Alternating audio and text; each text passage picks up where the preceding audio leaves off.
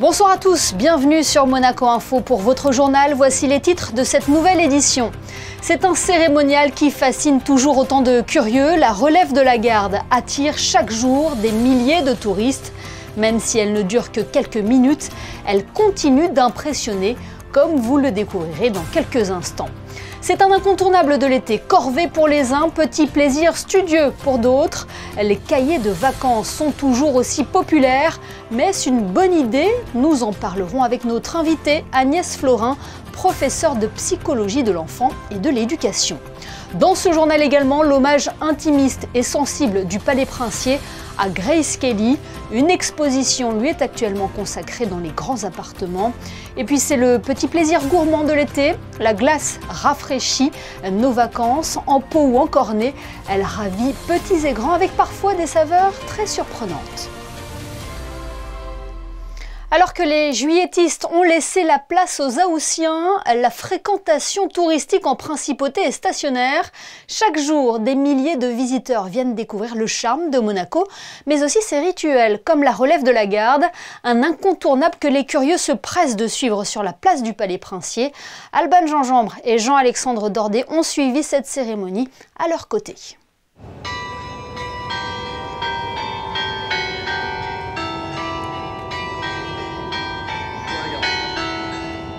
La traditionnelle relève de la garde a lieu tous les jours à 11h55, place du Palais. Les carabiniers se relaient toutes les 24 heures pour une nouvelle garde.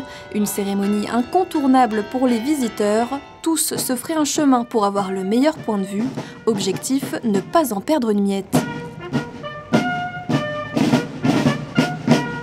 On vient visiter le musée océanographique. Voilà, puis on en profite pour faire la relève de la garde.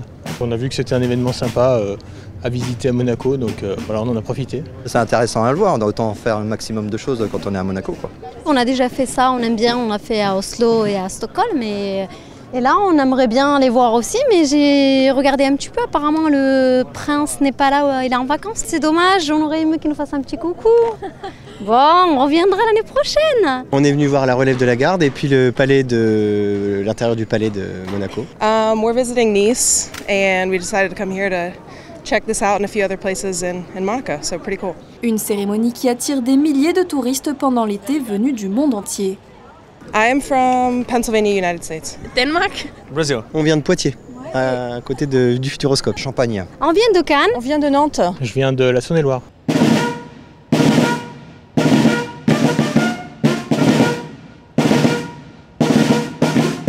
La relève de la garde reste un incontournable lorsque l'on visite la principauté et les touristes l'ont bien compris.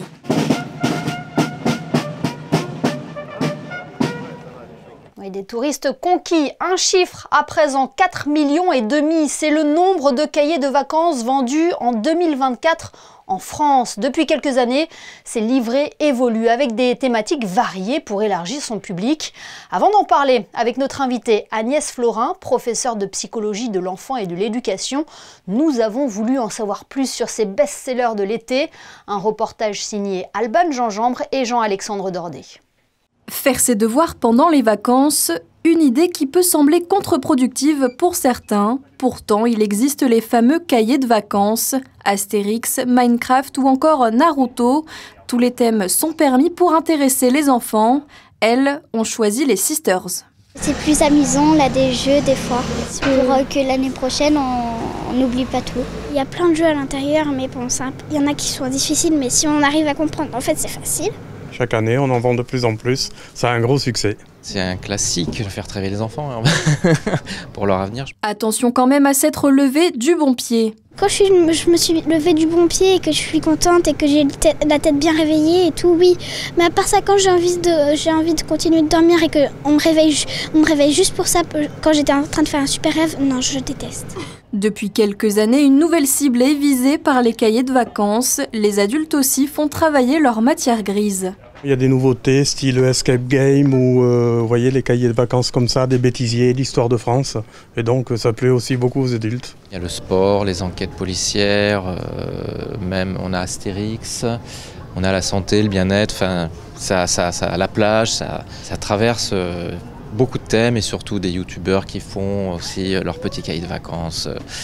il y a beaucoup de références. Ouais. Des thématiques variées pour plaire à un plus large public, même si les principaux intéressés, ça reste les écoliers. Et justement, ces cahiers de vacances sont-ils perçus comme un outil éducatif ou une corvée? Sont-ils une bonne idée pour les enfants? Pour le savoir, Théo Schumer reçoit ce soir Agnès Florin. Bonsoir Agnès Florin. Bonsoir à vous. Merci d'avoir accepté notre invitation sur Monaco Info pour nous éclairer sur ce thème. Vous êtes professeur de psychologie de l'enfant et de l'éducation à l'Université de Nantes. D'abord, question piège, si des millions d'exemplaires sont vendus chaque année, est-ce que l'on doit ce succès aux enfants qui les utilisent ou aux parents qui les achètent ? Aux éditeurs d'abord, parce que depuis les années 30, où les éditions Magnard ont créé les cahiers de vacances, c'était un grand succès commercial, un grand succès éditorial. Alors ce sont surtout les parents qui les achètent, il arrive que les enfants en réclament, ce sont plutôt les bons élèves, vous vous en doutez, qui les réclament. Et c'est une très bonne affaire qui permet de vendre plusieurs millions d'exemplaires de ces cahiers de vacances. Et je crois que les ventes sont en augmentation au cours des dernières années. En général, essayer de faire travailler les enfants pendant les vacances, c'est la crise de nerfs assurée. Est-ce que c'est un constat fataliste? Les enfants sont-ils tous réticents à l'idée de travailler sur ces cahiers, même s'ils sont ludiques? D'abord, première chose, les vacances pour les enfants comme pour les adultes, c'est d'abord fait pour se reposer, pour se détendre, pour changer de rythme, pour changer d'activité et aussi pour se retrouver, faire des choses ensemble qu'on n'a peut-être pas le temps de faire pendant l'année. Donc, n'embêtons pas les enfants en début de vacances avec des cahiers ou des devoirs de vacances, c'est la prise de tête assurée, comme vous dites, et ça ne sert pas à grand-chose. Ça peut être utile plutôt vers la fin des vacances, dans les derniers 15 jours par exemple, où ça va réactiver la mémorisation de certains apprentissages de l'année précédente. Alors, pour que ça ne soit pas une prise de tête, il ne faut pas non plus que ce soit une obligation. Si possible, négocier cela avec l'enfant et y consacrer un minimum de temps. On peut trouver un accord pour faire cela le matin, surtout s'il pleut, etc. Et les enfants sont davantage enclins à y participer, d'autant qu'il faut le dire aussi que ces cahiers de vacances ont un aspect ludique, ressemblent beaucoup à des magazines pour enfants. Ça vaut surtout pour les enfants d'école primaire et aussi pour le collège. Mais il y a une grande mode de cela qui fait que maintenant nous avons aussi des cahiers de vacances pour les adultes. Est-ce que vous recommanderiez justement de démarrer les cahiers d'été peut-être à partir d'un certain âge ou bien tous les enfants peuvent s'y mettre à condition de bien organiser leur temps de travail par rapport au temps de repos? Quelle est la meilleure méthode finalement? C'est difficile à dire parce que ça dépend des enfants, ça dépend des familles. Vous savez, les enfants ont besoin de parler avec les parents qui sont trop souvent pris sur leur téléphone. On accuse les enfants, mais que les parents examinent leur propre comportement avec ce qu'on appelle ces technoférences où un enfant vous parle et puis l'adulte regarde son smartphone. Donc là, la communication, elle est un petit peu difficile, évidemment, et les enfants se lassent de ne pas avoir d'interlocuteur. Mais on peut négocier un temps d'activité avec le cahier de vacances, surtout si l'enfant a pu le choisir. Et puis, ne pas penser que ça va résoudre des problèmes d'échec scolaire. On sait que ce sont surtout les enfants qui réussissent, qui ont des bons résultats scolaires, qui sont amateurs de ces cahiers. Les enfants avec des difficultés ne vont pas pouvoir les compenser véritablement si ce sont des difficultés importantes. Il faut voir les cahiers de vacances comme une opportunité pour réviser ce qu'on a vu au cours de l'année passée et déjà se préparer à la rentrée en mémorisant aussi des petites activités qui vont être utiles pour l'année suivante. Alors il vaut mieux, si l'enfant est en échec, ne pas le remettre à nouveau en échec devant un cahier de vacances, vous voyez. Ça, ce serait encore plus dommageable et ça va l'éloigner complètement du cahier de vacances. Et le message est bien passé. L'apprentissage ne passe pas uniquement par les cahiers de vacances, c'est peut-être la chose la plus importante. Merci beaucoup Agnès Florin, professeure émérite de psychologie de l'enfant et de l'éducation à l'Université de Nantes, d'avoir répondu à nos questions sur ce sujet. Merci à vous, et bonnes vacances et bon cahier de vacances si vous en faites vous-même. Voilà ce que nous pouvions dire sur ce dossier de cahier de vacances pour préparer la rentrée scolaire. Une rentrée placée sous le signe de la solidarité pour l'AS Monaco qui organise une grande collecte de fournitures au profit de l'association Les Enfants de Francky. Vous pouvez déposer des cahiers, des stylos ou tout autre matériel au village AS Monaco situé sur le port Hercule jusqu'au 22 août. Ces fournitures seront ensuite distribuées aux familles en situation de précarité de la région. Coup de projecteur à présent sur cette exposition événement présentée dans les grands appartements du Palais Princier, une exposition consacrée à Grace Kelly. Tout simplement baptisée Grace, l'événement propose un hommage intimiste et sensible à travers des portraits, des objets personnels qui nous permettent de découvrir la femme que Grace Kelly était au-delà de l'icône qu'elle représentait. Regardez. Elle était magnétique, charismatique, d'une élégance intemporelle. Grace Kelly a marqué l'histoire d'Hollywood à Monaco. Dans l'exposition intitulée Grace et présentée au Palais Princier, c'est un autre regard, une autre approche que l'on nous propose d'explorer et qui nous révèle la femme derrière l'icône.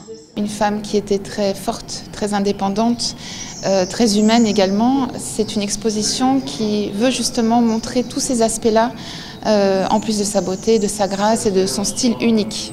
Déployée sur 90 mètres carrés, l'exposition rassemble des portraits en noir et blanc de Grace Kelly avec son regard puissant qui nous accompagne tout au long de la visite. Des clichés pris notamment par Howell Conant qui se mêlent aux accessoires, aux objets personnels pour certains jamais encore dévoilés au public.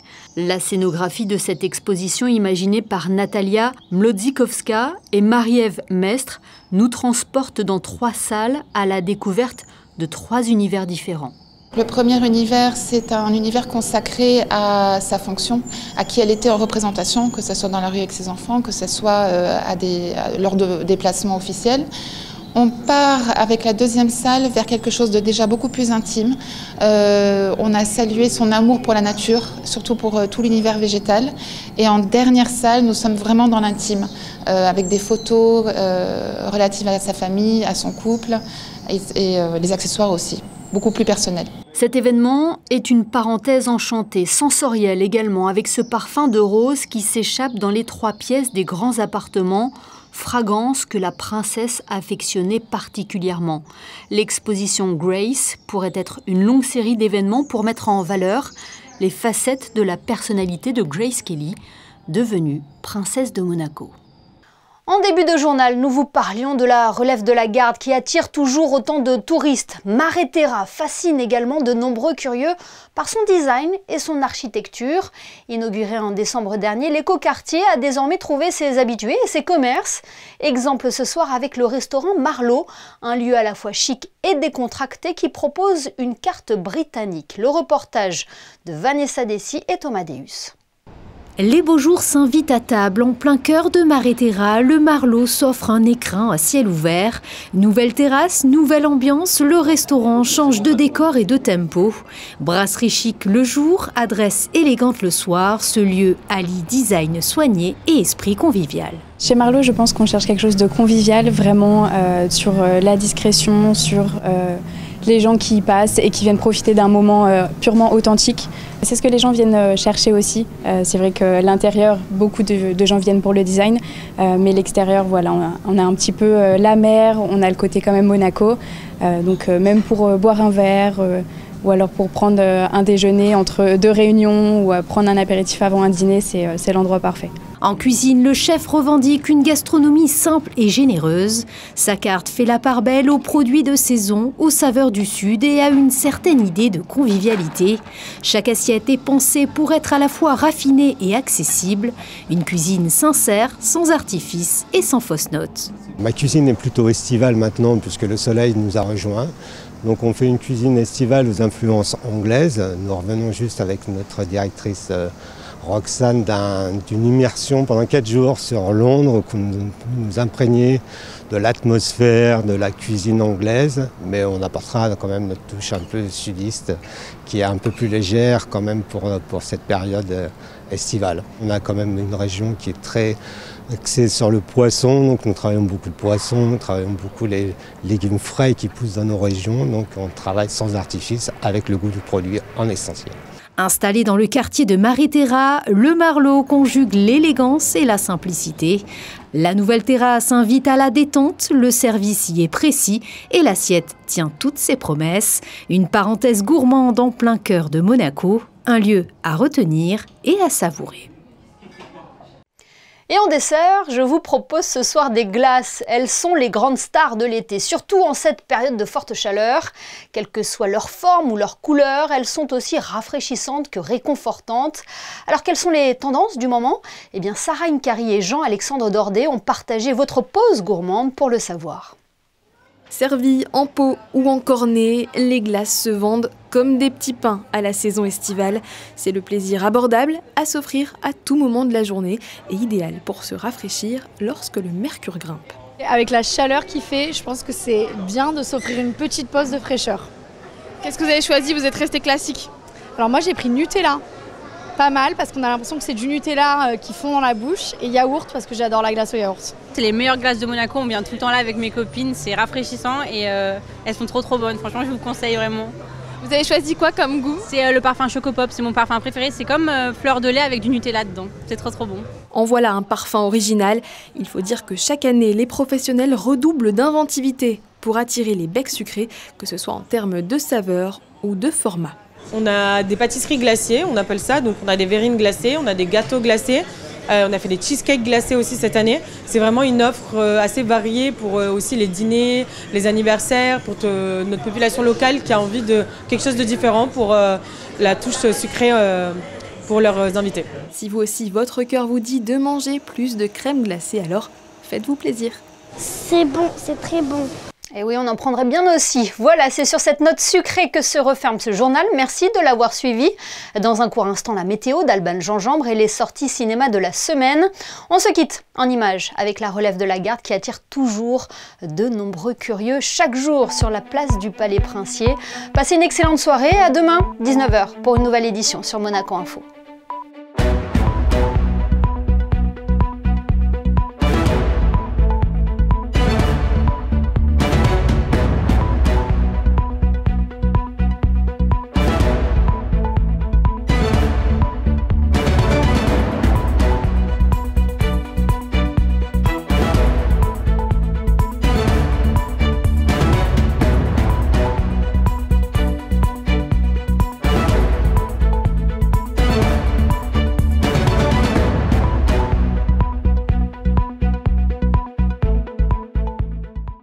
Retrouvez la météo avec Suisse Courtage, votre partenaire de confiance en assurance à Monaco. Protection sur mesure pour particuliers et professionnels.